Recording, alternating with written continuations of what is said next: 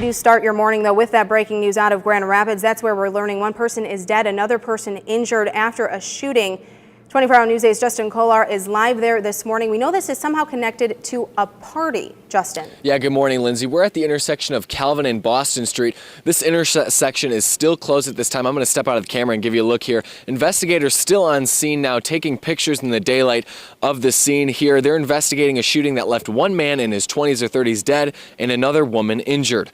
Police were notified of the shooting at a large party in the 1200 block of Boston Street Southeast at 2:30 this morning.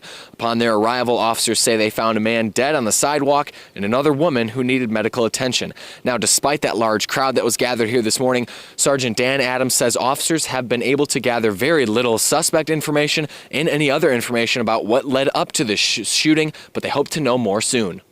Some people, detectives have been able to talk to some people, but again, despite the large number of people at the party and the vast number of people present, very little information and very little cooperation at this. Who died is yet to be identified by police. The medical examiner had arrived a little bit ago when they removed the body. They're still investigating this scene now. We're told the woman who was taken to the hospital, she suffered non-life-threatening injuries and will be okay. Now, an interesting note, officers have been called to a couple different scenes this morning. We heard a shooting not too far from us here, probably about an hour and a half ago, and officers were also called to another shooting scene on Kalamazoo Avenue and 63rd Street. Now, in speaking with Sergeant Adams, he tells us that at this time, he believes these shooting incidents are not related in any way, but again, we still don't have any suspect information or what led up to this shooting. For now, in Grand Rapids, Justin Kollar, 24-hour News 8.